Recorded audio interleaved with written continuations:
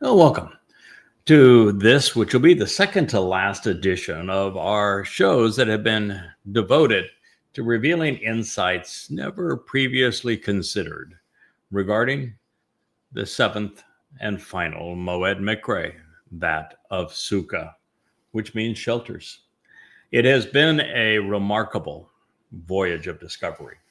We have learned so much about what this day represents that is really unheralded, that no one had previously considered, and that it brought us right back to Eden, to the garden, and to a show. I will tell you that Friday Family Hour program, where we pondered the implications of what we were told transpired in Eden, was one of the most profoundly revealing, enlightening, empowering, enriching times that we have had in the 24 years that we have been together. I should reveal here off to my, I guess this would be my left here now for on our screen, and to my left in person is Shannon. And Shannon, this will be Shannon's last chance to be with us. He has been here for the celebration of Sukah. What a perfect time to do this. He's the man that was so giving of himself and so committed to the family that at the first opportunity he had, he visited so many of us. He has traveled across the country a couple of times, from east to west, from north to south, and has met so many remarkable contributors in this covenant family. Yes.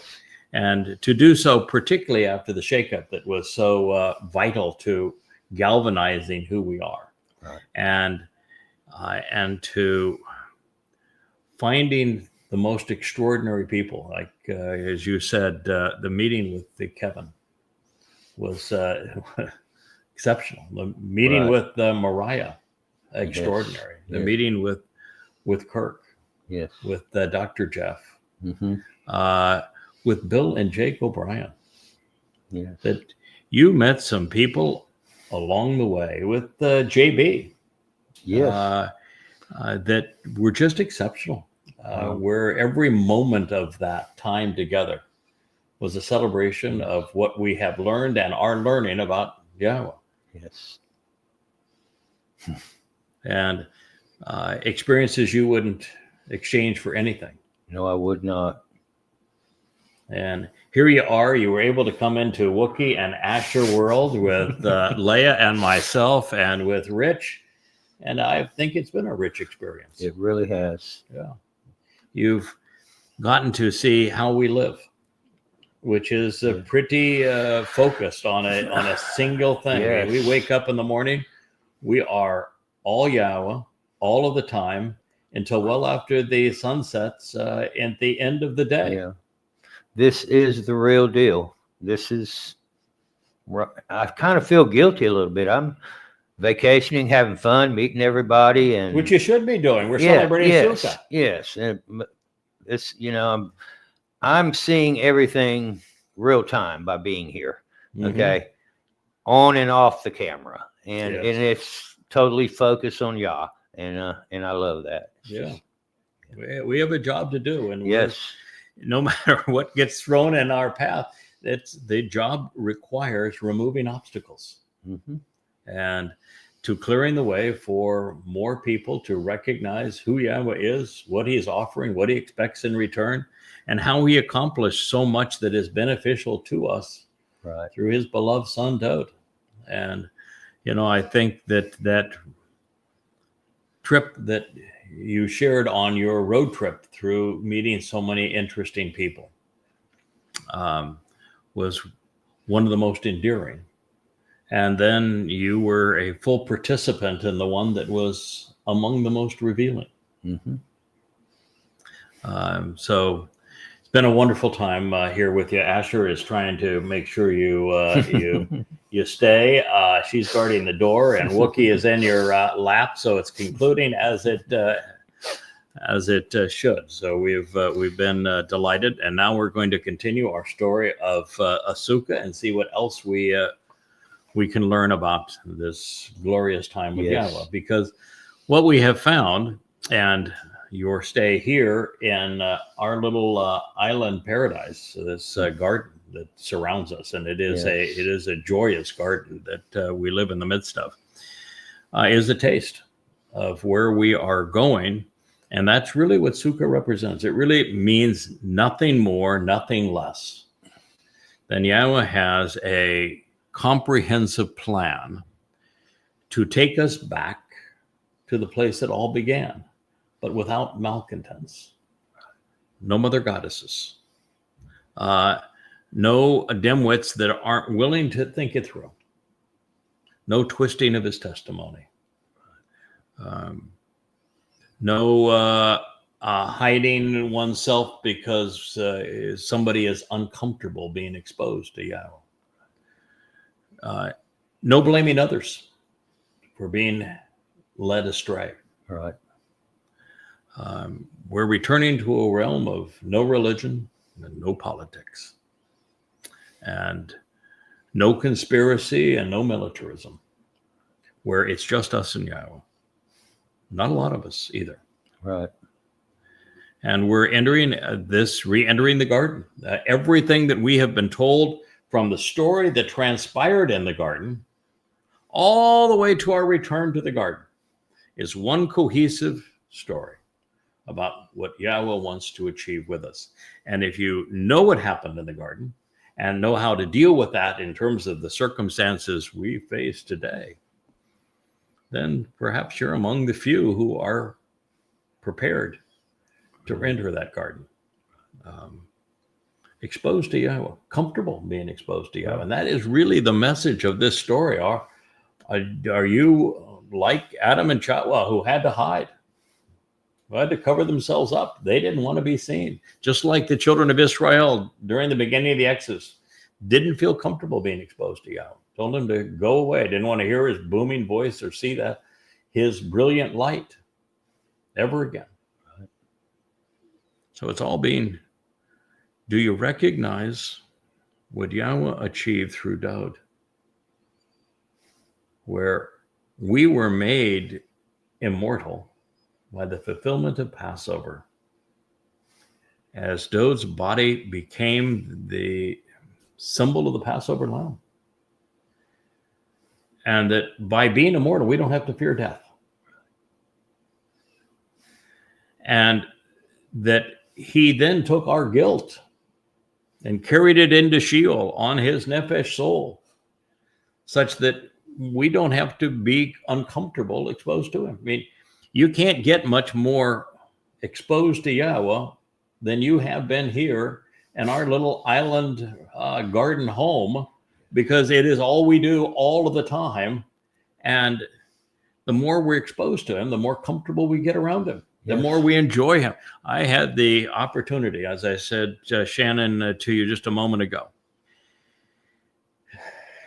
to have to actually drop it down from here to here for this show. Normally, I try to build it up so that I'm, properly enthusiastic, sharing God's message, but I had to drop it down a lot, because Rich and I spent the last 40 minutes or so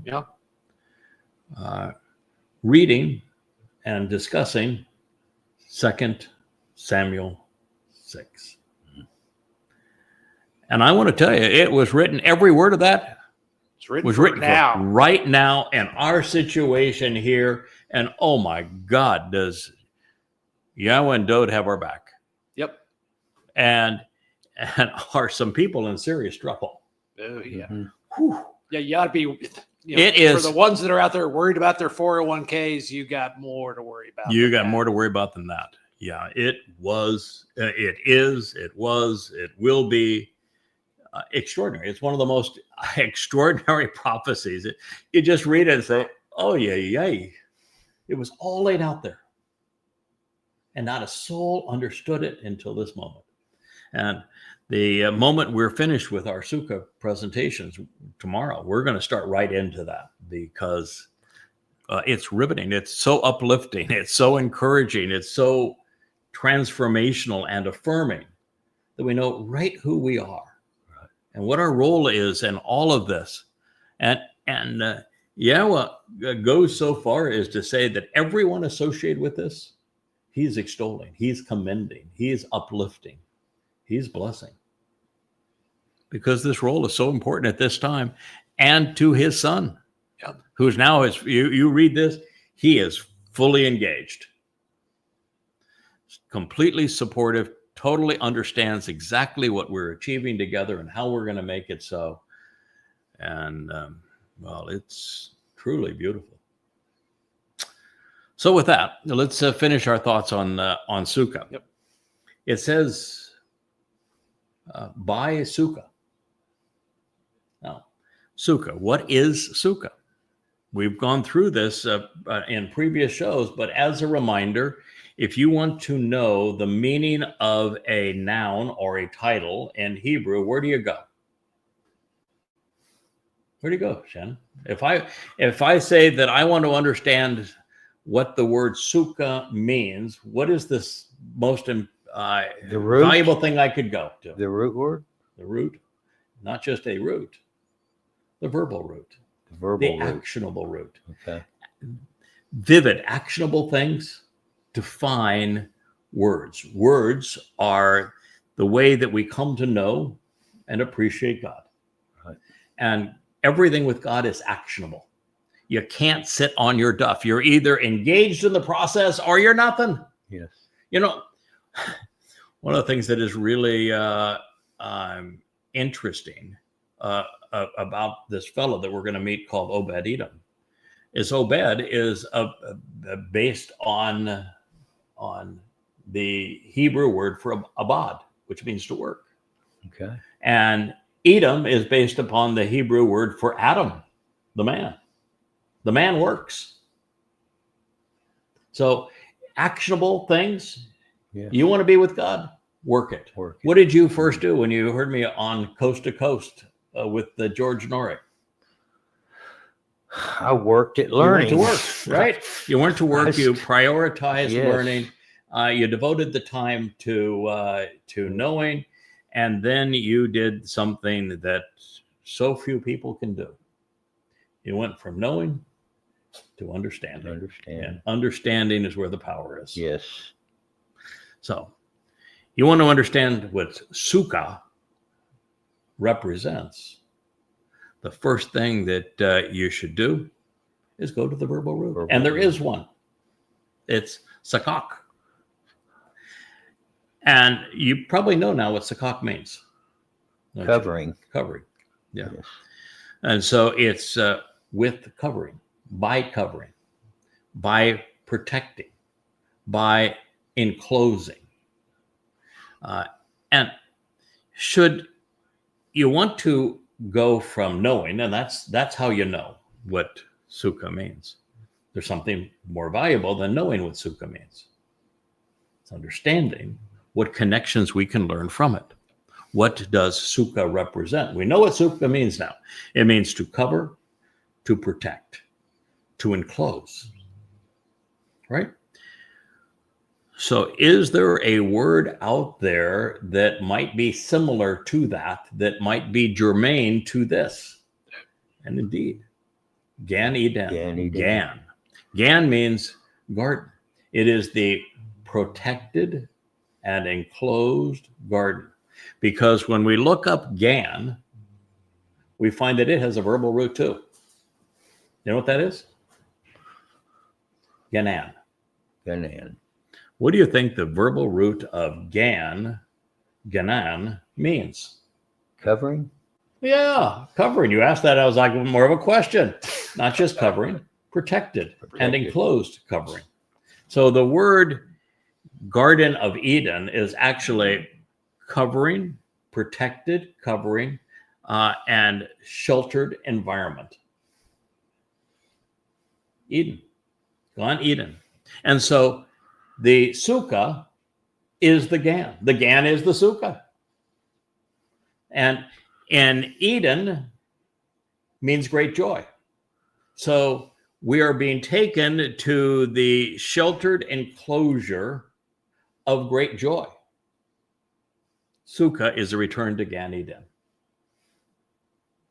Now, that's rather profound, isn't it? Yes, So all these people out there building huts, and they're going to be more exposed to the elements, they got it all wrong. Right. It's about celebrating life protected and sheltered by Yahweh and a place of great joy. Yes. Now, how's that for upgrading from your Sukah hut to living with Yahweh in a joyous place, protected and sheltered and covered by Him? Pretty cool. It sounds pretty nice to me. Very nice to me. Yep, I like it when Dad provides the housing, which is basically what he's saying. I'm going to provide the Sukah. So with Sukah, the Sukah, you should live. With the Sukah, you can live. With the Sukah, you can inhabit and dwell. Yashab means you can inhabit, you can live, you can remain, you can dwell, you can hang out. And so within Sukah, within Sukah, you should dwell, inhabit, live, and remain for 7 days. Why 7? 7's key number, isn't it? 7. What does 7 mean? It's based on the root, which means to promise, right? So it's I am promising that you can live and remain with Sukah. Well, pretty good. Pretty good deal. That's simple interpretation of it. 7, of course, is symbolic of the fact that there are 7 steps to God. Pesach, Matzah, Bekurim, which Dowd fulfilled, shabuw'ah, taruw'ah, and are the intermediate harvests. Taruw'ah then setting up the events of Kippurim and Sukah.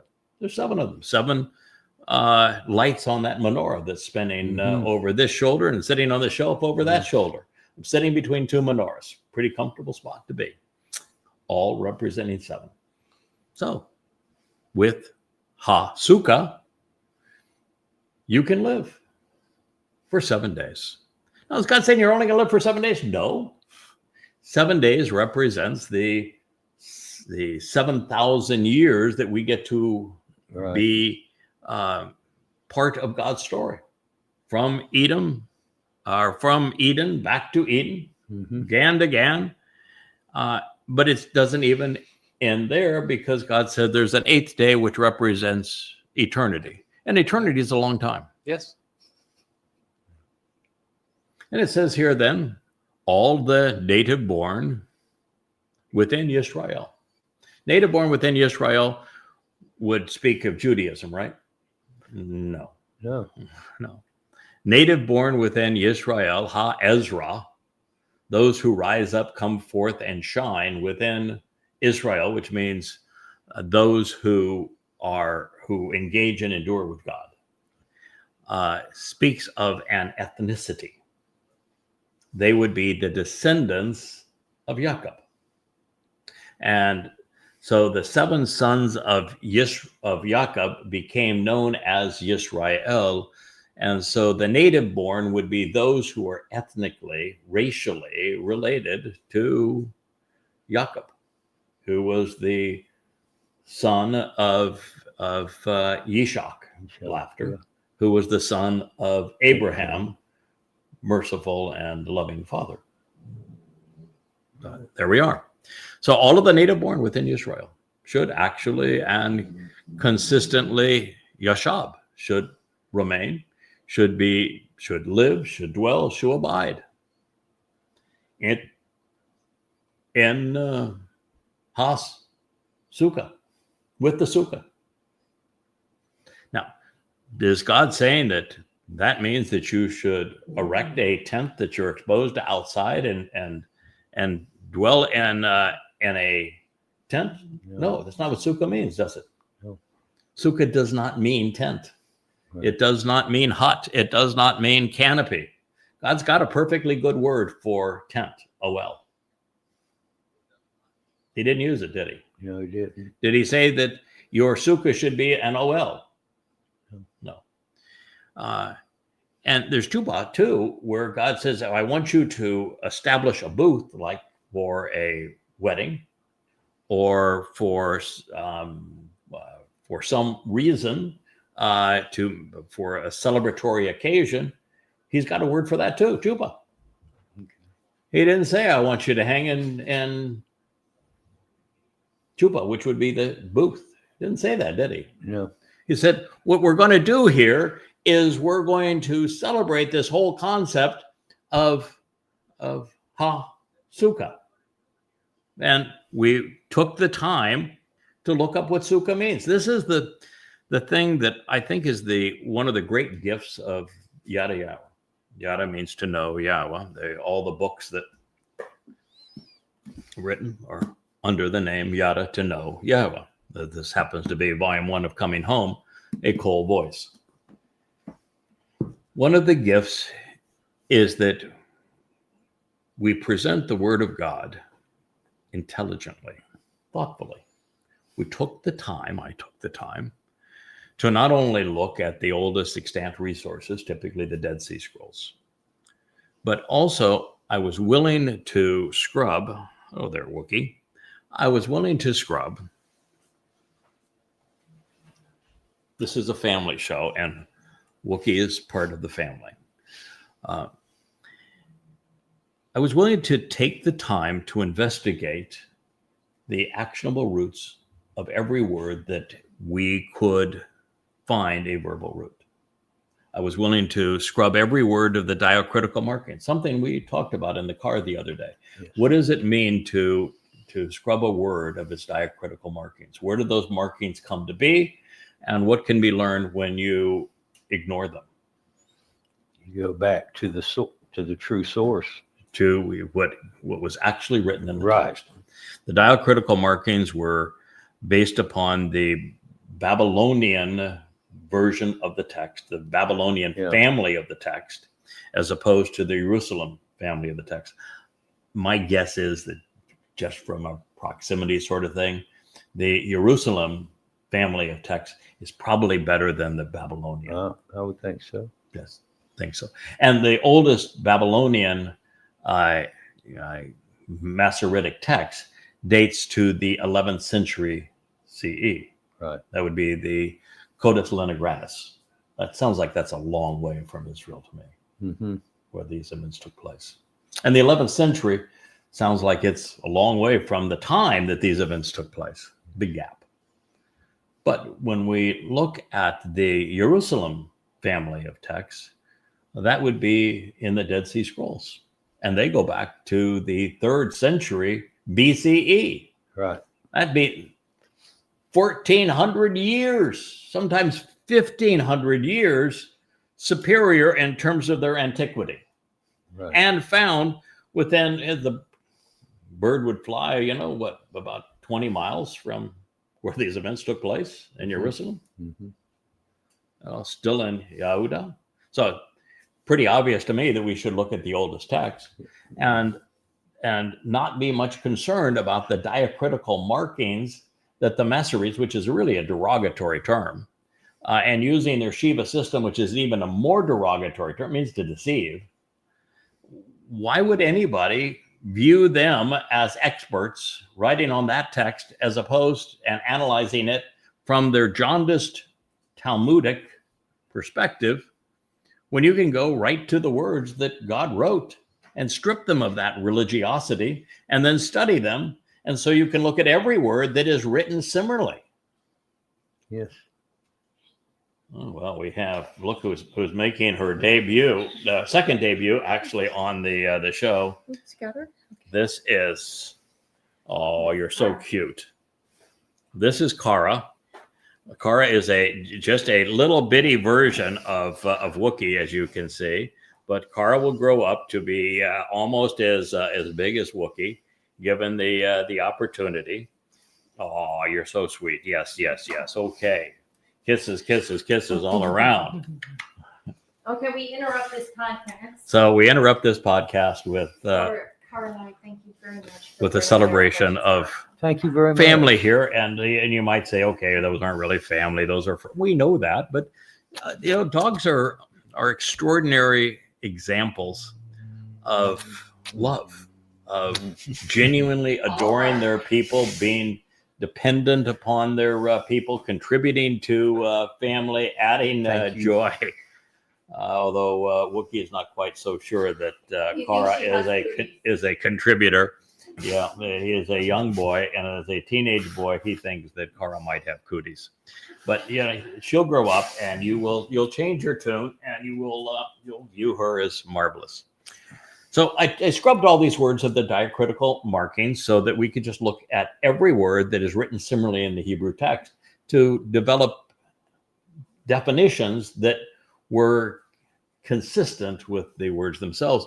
And then the next thing I did is to look at how the words were written in the original alphabet, because the original alphabet would enable somebody who wasn't otherwise literate to understand the words, because those words were drawn with pictures of things that we can all relate to.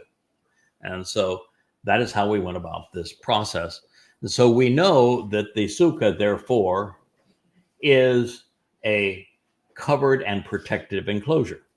Now, on this property, I've got a number of covered areas, right? Mm-hmm. This loggia here, this beautiful covered patio over here, the one that's outside of the Sky office where we broadcast it from the Ocean Studio. We have lots of them, don't we? Yes. How do they compare to the protection and the covering that we're provided inside of the house itself with its 8 to 12 inch thick cement walls? Yes, it's not going to leak. Yeah, so we're a lot. If there was a hurricane here, would you prefer to be out there in one of the exposed, sheltered, covered areas, or would you prefer to be inside of the? I would like to be inside the house. Okay. Yeah, and that's the intent. Yeah, a Sukah is the most enclosed and protected and covered environment that you have available to you, not the least. So it's important to understand these words. So all of the native born, Ha-Ezra, those who rise up, come forth and shine of Yisrael, should actually and consistently, continually dwell. They should live and remain in the Sukah, so that your future generation's door will know Yada, will come to know through Yada, that indeed I lived within a Sukah, within this covered and protected enclosure, a Sukah, with the children of Yisrael, when I myself brought them out of the land of the crucibles of political oppression. Oh, it's I camped out with you. I was one with you. I want you to live with me like that. I want you to trust me to be your protection. Because when he brought them out of Mitzrayim and the little Mitzrayimers were off chasing them, what did God do? He protected them. Yes, he did. When they found all sorts of people that were nipping at them and wanted to kill them, what did God do? He protected them. And so God is saying, I camped out with you then. Let's camp out. I want you to be reminded of that journey. Now, I shared with, I think it was Rich earlier today. There's a reason that rabbis have all their Talmudic books open and they read them like books and they're surrounded by their Talmudic books. Right. But that they take the Torah of Yahowah and they put it inside of this enclosure. Kind of looks like Trump's White House, all gold and silver, and they dress it up like a whore. Right. And they lock it all up, and that even if you wanted to read it, you have to unroll it like a scroll. You can't read it like a book. And there's a reason they do that. And they keep their Talmud open. Why? Because the rabbis and Judaism are spoken favorably in the Talmud. And what does it say about the children of Yisrael and the Torah? Tells the truth. It tells the truth. That they were rebellious, that they were obstinate, they were ornery, they were impossible to be around. The reason they don't want to read that, the reason they don't want to be Torah observant, the reason they called their Talmud a Torah is so they could pretend they were Torah observant and look at their Talmud that said, hey, you're just wonderful. And we're going to make a Hashem in our image, and it's all good. Love the rabbis. And yet in the Torah says, you're religious, man. You got nothing to do with me. You think you're going to speak for me when I didn't appoint you to speak for me? You're covered in leprosy. I've got a plan. We're going to carry out my plan my way, and it's because you've been obnoxious. And I'm going to work through people because you've been obnoxious. But anyway, what this says is Sukah, Sukah, Sukah, Sukah. It only mentions Sukah. It does not mention that we're going to be living in tents. It doesn't say we're going to be living in a chuppah. It says in a sheltered enclosure. That's the way it's supposed to be. That is what it's supposed to be. Yeah. And that is what it says. I am Yahweh, your God. So according to Yahweh, the reason we Sukah is to remember that he Sukkah'd with us long ago. God camped out with his people so that we could camp out with him. Yahweh Yatzah, he liberated his children from Mitzrayim, religious and political oppression, and he's going to repeat that process come Taruwah in year 6,000 Yah. Mm-hmm. That is the story. So then Moshe declared the word regarding Yahweh's eternal witness to the appointments, Mowed, to the children of Yisrael. We are in the concluding time of Sukah. And as we conclude the celebration of Sukah, and it will go in for us into tomorrow, we will acknowledge that Sukah is Yahweh's teaching, that he communicated this to Moshe and did so tangibly as well as with words, so that we could learn from it, so we could participate in it. And that Sukah represents something that is derived from the word of Yahweh. But also, Sukah is a Mowed. Mm-hmm. It's an eternal witness to the appointments. It is all about the restoring witness. So it is the restoring witness presentation of the eternal testimony regarding these appointments with our God. And it was communicated to the children of Yisrael, to the offspring of those who engage and endure with God. This is from Korah, called out, should never have been called, Leviticus 23:44.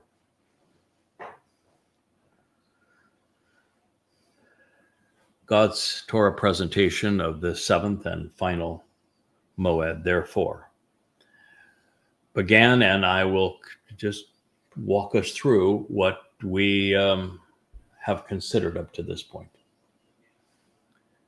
Let's let Yahweh describe what he wants us to enjoy as we Sukah with him in this elegant Gan, surrounded by the sea. Yahweh spoke to Moshe to say, Korah 23:33, converse with the children of Yisrael, to say, on the 15th day of the 7th month is the festival feast, the Chag of shelters of Sukah, for 7 days to be near Yahweh. What's the purpose? To be near Yahweh. To be near Yahweh. Pretty straightforward. That is the purpose. And it is a chag, which means it is a Shabbaton. Feast. a chag. That's a party. It's a party. It's a celebration. Party, feast. He wants us to celebrate on the 15th day of the 7th month a festival feast, a party, a celebration to be with him where we are sheltered by him. And we do it for 7 days in remembrance of the 7,000 years we'll live together on this rock, as well as the 7 Mowed Miqraey that allow us to be near Yahweh. And the purpose, to be near Yahweh. During the first and foremost day, there is a set apart invitation to be called out and meet, a welcoming summons to read and announce the name, as well as to proclaim the purpose of the relationship. Set apart means uncommon. What's the most common thing in our world? Man's Religion world. and politics. There we go. Yeah. So that means that the first and foremost day must be divorced of religion and politics. So if you're celebrating Sukah from a religious perspective, you got it all wrong, inverted and backwards. It is an invitation not to be called into something like religion or politics or a synagogue. It is an invitation to be called out. It's a mikra, to meet. It's a welcoming summons to read and to recite. I've got something that you may want to consider. Reading and reciting. How about these books? Yada Yahweh. Anything associated with the Malaka, this messenger and spiritual counselor, the one that has been sent by heaven to speak to you. The duties of the Malaka and the energy and effort that is being contributed by the Malaka, you should not engage in or try to profit from. Mm-hmm. Don't do the Malaka's job. God has afforded his 7 ruach to the choder to do this job. It is the most fulfilling, satisfying job ever. And yet, it is also the most annoying and difficult job ever. When you have the 2 greatest men who ever lived, Moshe and Dowd, couldn't get it done. And so that's why Yah was all in with the Malaka, with his 7 ruach, because we're running out of time, and Israel hasn't listened over the chasm of time, and now time is running out. So there is a Malaka, there is a person that God has designated to get this done, and that individual loves this job. Satisfied with all of the opportunity and insights that have come through his 7 spirits and through his word. Don't get in the Malaka's way. Don't try to personally profit from it, other than to benefit from what is being revealed. For 7 days, you should consistently approach and come near this feminine manifestation of the fiery light that purifies, enlightens, and elevates unto Yahweh. This is something we have celebrated more in the last week than at any time ever. I have long shared that I understood why Yahweh uses the metaphor for a fire. I think I'm the first person ever to say he uses fire as a metaphor because it transforms organic material like a body, wood, but a physical, organic, decaying body, wood, for example, and it converts it into light and energy. And as light and energy, it is vastly more energetic, vastly more powerful, vastly more capable, and brilliant and enlightening and enabling. And so this is what God is trying to do for us. He says these physical bodies that are the receptacle right now for your soul I will transform them just like the fire transforms the wood into light and energy. And then with your soul enveloped in light and energy, you are going to be hugely empowered. E equals MC squared. You're going to be enabled. You're going to be immortal. You're going to be perfect. You're going to be capable of seeing the entire universe because you're inheriting it. This is the first time ever in all of human history that lesson has not only been told, but told in context of Yahweh throughout the Mowed Miqraey, inviting us to come into the presence of and to approach this fiery light so that we can be transformed and enter his presence in the seventh dimension. Which is why people are out there uprooting trees. They don't want that message out. They do not want that message out. That is precisely why they're attacking both the tree of the knowledge of good and bad and the tree of lives. This is the message that they do not want because they have already written themselves out of this story. And now misery loves company. So during the 8th day, symbolizing eternity, there exists for you to approach a set apart invitation to be called out and meet. Another one of those things that's Kodesh, another thing that cannot be religious. If you're, so many people get all mucked up because they cling to religious notions. And you gotta release that if you're going to spend time with Yahweh. And if you can't release it, goodbye.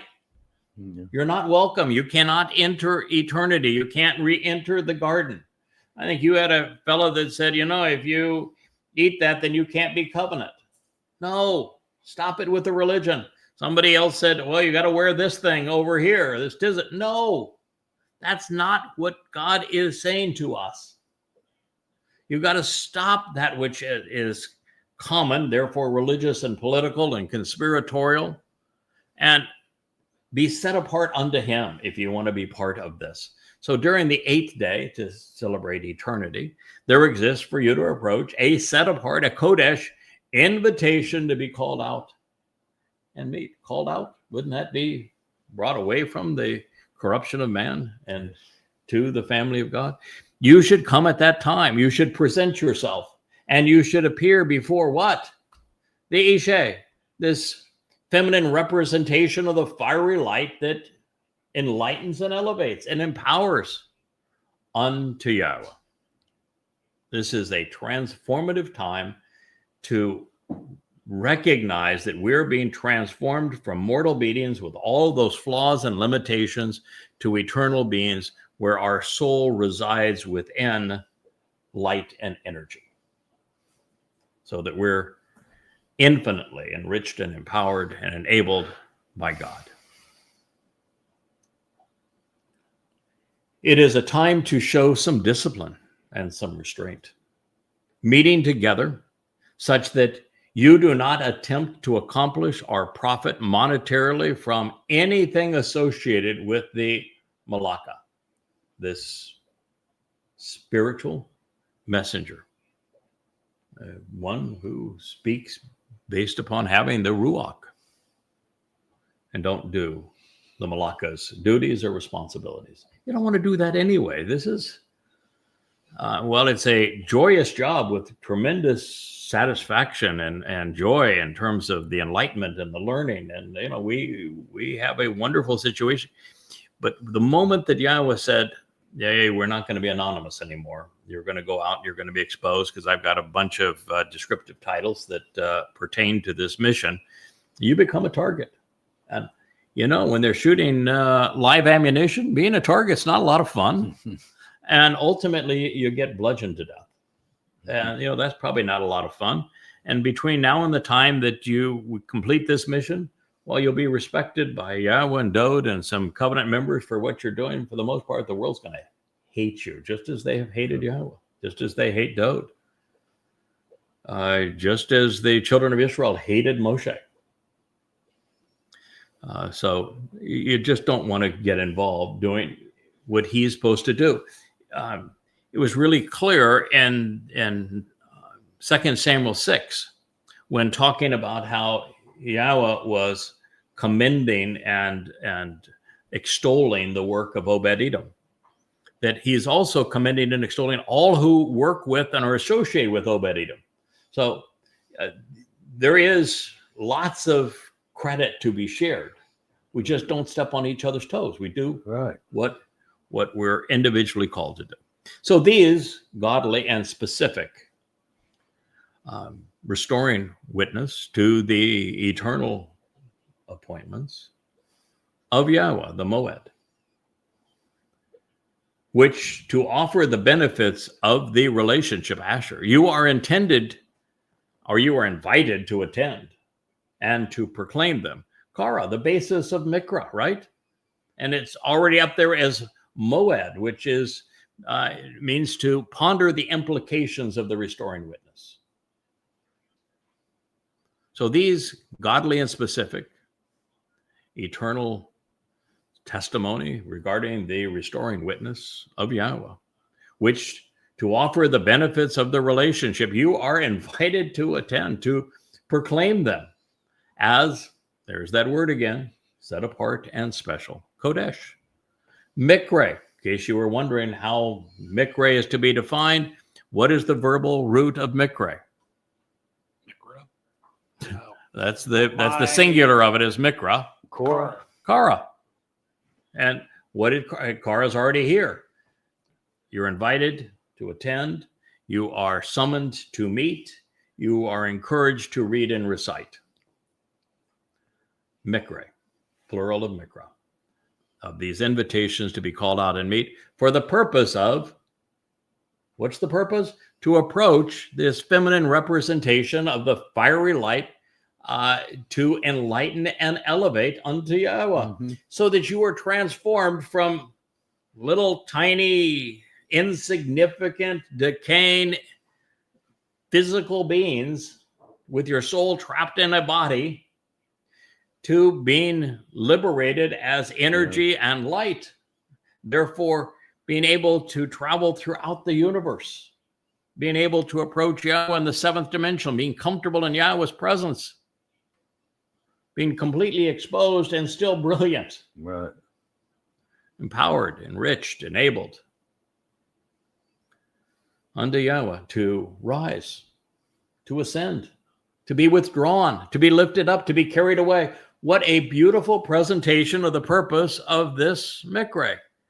We are transformed by that fire so that we can ascend, so that we can be withdrawn, so we can be lifted up, we can be carried away, including by way of this gift of the sacrifice and a pouring out of the word day by day.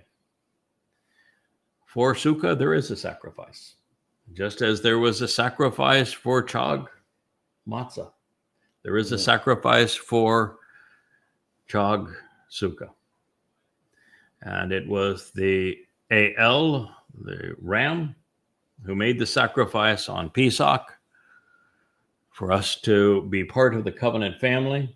And it is the par, the bakar, the bull, who makes the sacrifice now to enable this reunion and this pouring out of the word of Yahowah day by day. Right. In addition to the Shabbats, these times of promise to celebrate the relationship with Yahowah, and as part of your involvement in that relationship, even beyond, all of your vows and promises to participate, because of everything you have freely decided upon, you should contribute to benefit the relationship with Yahowah. God's saying, don't be a deadbeat. Don't be, oh, I'm in the covenant now. I can do whatever I want. I can go off and spew vomit all over it. I'm in the covenant, man. I'm there. Nothing doesn't apply to me. It's not gonna.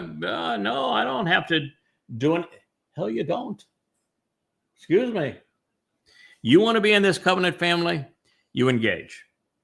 Look at Rich. I mean, you can't be a better example of that than Rich. That's right. You can't be a much better example of that than Leah. Yep. And she's devoted to this 10, 12 hours a day. You can't be a better example of that than Shannon. You went to visit everybody. offering your heart, studying this so that you could be the example that your son needed so that your son came to know Yahweh. Right. And then became the one who visited everyone in the covenant family so that their lives would be connected and enriched. We do this because Yahweh asked us to obey Edom. We need to be men and women who work. Yes. The story is consistent all the way through. Yeah. Connect the dots, right? The dots are getting closer. They are getting closer together Mhm. all the time, Yeah. easier and easier to understand. Without exception, on the 15th day of the 7th month, this is a promised time of renewal, transformation. When you have gathered in that which is valuable to you from the material realm, and you should celebrate and revel in the festival feast of Yahweh for 7 days. Of course, what's the harvest? Taruw'ah. And after the Taruw'ah harvest, and we should be celebrating. We should be engaged in this time of renewal. That which was valuable to Yahweh has not only been gleaned during Taruw'ah, but Yahweh brought everybody who had the potential to enjoy this 1,000-year Sukah on earth into Jerusalem to benefit from the sacrifice of the Adamah Parah. And so everyone that's potentially valuable is all here now. Mm-hmm. We're all here ready to celebrate and revel in what God has been trying to do all along, which is after he had Chawah and Adam mess it completely up by wanting to be mother goddess and father god, I guess. Certainly the mother goddess, it's explicit with Chawah, and twisting Yahweh's testimony to mess everything up. We are now being invited back at long last. That is what we should be celebrating. And with the first and foremost day, there is to be a Shabbaton, to remember everything associated with the promise and purpose of the Shabbat. And on the 8th, representing eternity, a Shabbaton, 2 Shabbatons. Let's celebrate this, our relationship with God, based upon the promise that he has made to us, based on the formula of 7. Then on your behalf, you should accept and grasp hold of, during the first and foremost day, the fruit of the tree of lives. The fruit of the tree of lives, with respect shown towards the glorious and honored open hand, to be erect along with the branch, promoting growth. And this is not the Shemach branch. Now the tree of lives, you're being given access to it because of the much smaller branch being extended from the tree of knowledge that promotes your growth, that provides the means for you to appreciate this shelter that is being offered to you, this interwoven canopy of truth. All is a pledge to exchange the dried up and the lifeless, that wood that we burn for the fire, for an inheritance being transformed by its light and energy, while serving as an affirmation to be kept safe and secure, sheltered, protected, and covered during this transition from being in a desolate place to literally possessing the source of life. So then, you can delight in this. You can express your elation, approaching the presence of Yahweh, your God, for 7 days during this time of promise. What could be greater? You told those who were saying, why are you leaving? Because I get to spend time in the very presence of the creator of the universe, Yahweh. Mm-hmm. And I get to do something that makes an enduring contribution to his family. And at the end of all of that, I get to have Yahweh put his arm around my shoulder and say, hey, Rich, Shannon, you did good. I'm proud and pleased with what you achieved, and life forevermore is going to be richer because of what you did. What better use of our lives? I know. People just don't understand what Yahweh's offering. Oh, and it's so magnificent. It's so beautiful. Yes. You should celebrate it, he says. Revel in it. It's a festival. It's a feast. It's a celebration in association with Yahweh, who just happens to be God and who happens to be a really cool dude, man. Yes. He's bright. He's fun. He's sarcastic. He's enjoyable to be around. He is credit giving, not credit taking. Yeah. For 7 days during the year, it is a clearly communicated and engraved prescription of what you should do to live a Sukah eternally. Throughout all of your generations, you should actually and consistently celebrate it in the 7th month. I mean, how many times did he say party? Party, party, party. Celebrate, enjoy, festival, feast. Yeah. I want to have fun. No curmudgeons. God, if you're going to say, no, liar, liar, I don't like you anymore. Well, go away. We're here to celebrate our relationship with God. Within the Sukah, you should live. Within the whole concept of being covered and protected by God, you should live for these 7 days. Enjoy this time of promise. All of the native born who rise up and come forth and shine within Yisrael, among individuals who engage and endure with God, should actually and consistently dwell and remain with the shelter, with the Sukah, covered, protected, enclosed by Yahweh, enclosed by, meaning enveloped in something that is protecting, so that your future generations, your family and descendants within those encampments will know and understand Yada. They'll benefit from what Yada is sharing, so that indeed you will know that I lived, I remained, I existed within HaSukah, a shelter, with the children of Yisrael, when I myself brought them out from the land of the crucibles of religious and political oppression. I am Yahweh, your God. So then Moshe, the one who draws out, declared the word regarding Yahweh's Mowed, the restoring witness to the eternal testimony, to the children of Yisrael, so that they might engage and endure with God. All out of Korah, called out, should never have been called Leviticus in the 23rd chapter. And there is the invitation of lifetimes. I thank you for listening. We look forward to being with you yet again in the late afternoon today. May you enjoy your ongoing celebration of Sukah.